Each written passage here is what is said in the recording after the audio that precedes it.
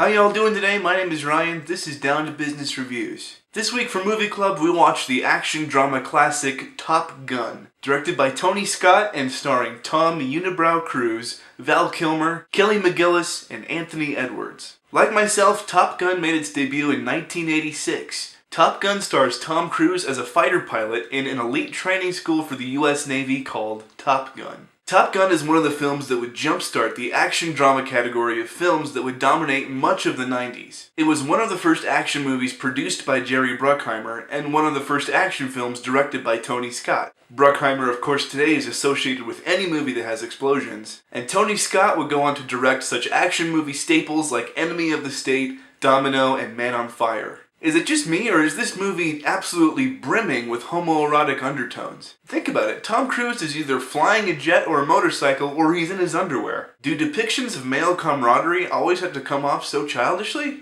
Maybe the 80s was just a different time. There is a romantic storyline between Tom Cruise and Kelly McGillis' character, but it is cheese balls to the cheese walls, man. That love scene was, atrocious to watch. I don't want to see Tom Cruise's tongue flicking stuff. Speaking of which, why is everyone permanently sweaty? The music in this film is repetitive, but it is a gooey slice of 80s nostalgia. This was during the time when they would license 2 or 3 songs and play them over and over again in the movie. So you hear Danger Zone and Take My Breath Away almost on a loop.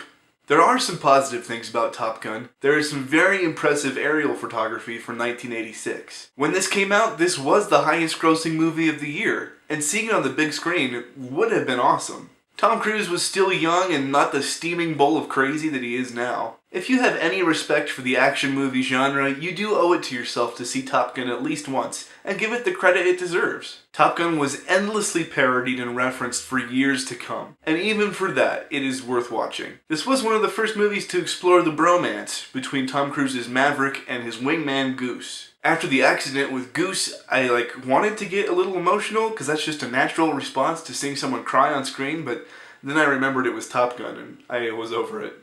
Because it was one of the movies that jump-started the genre as we know it, it's the origin of a lot of the tropes we see. If you're a commander in any kind of position of authority, I think you're required to be smoking something, or at least have a kick-ass mustache. Also, hey Tom Cruise, following a girl into the bathroom to hit on her? Forward much? Ever been pepper sprayed? I think it's worth seeing Top Gun just for the simple fact that this is the movie that kind of started the whole trend of the action film, the modern action movie as we know it. Because of that, for me, Top Gun gets a 5 out of 10.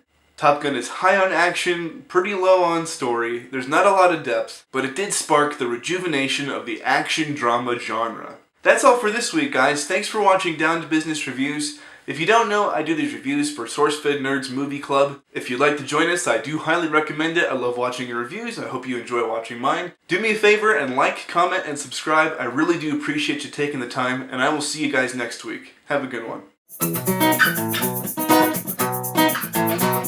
Ever notice that Tom Cruise's right front tooth is in the middle of his face? You'll never unsee it now.